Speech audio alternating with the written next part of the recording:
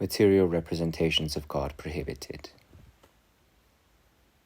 An explanation of the first part is given by Moses when he says, "Remember that the Lord spoke to you in the valley of Horeb. You heard his voice, but you did not see him in bodily form. Beware then of fashioning any likeness of him," etc. Isaiah also makes this point when he claims that we dishonor God's majesty when we try to depict in bodily form or as a visible, unfeeling image him who is spiritual and invisible, and who imparts movement to every creature.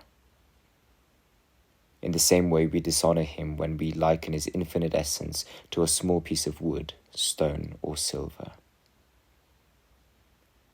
Paul reasons similarly in his sermon to the Athenians.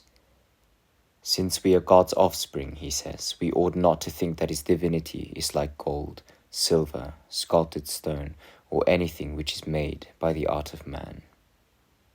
It is clear from this that every statue made to represent God is repugnant to him, being an affront to his majesty.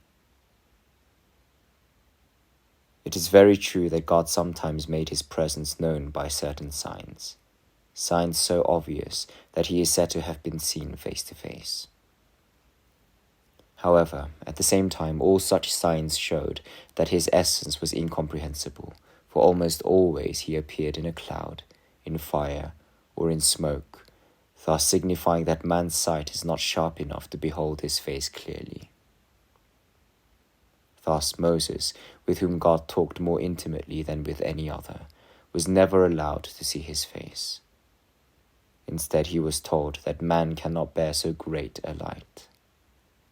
Then too, the mercy seat where the Lord revealed the power of his presence was so designed as to suggest that, on glimpsing his divinity, we do best to marvel at it as at something which far exceeds our comprehension.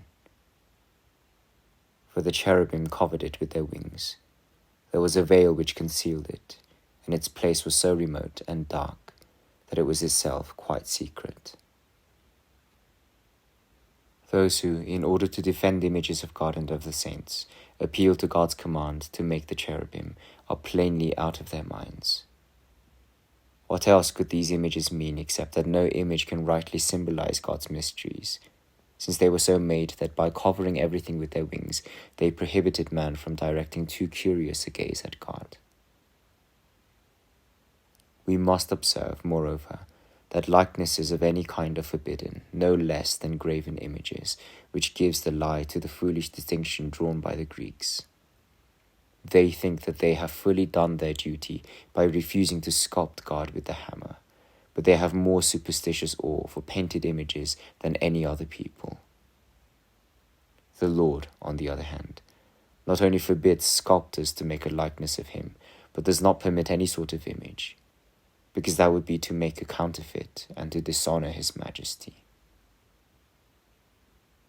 The passage also goes on to describe the shapes which the heathen customarily gave to their representations of God.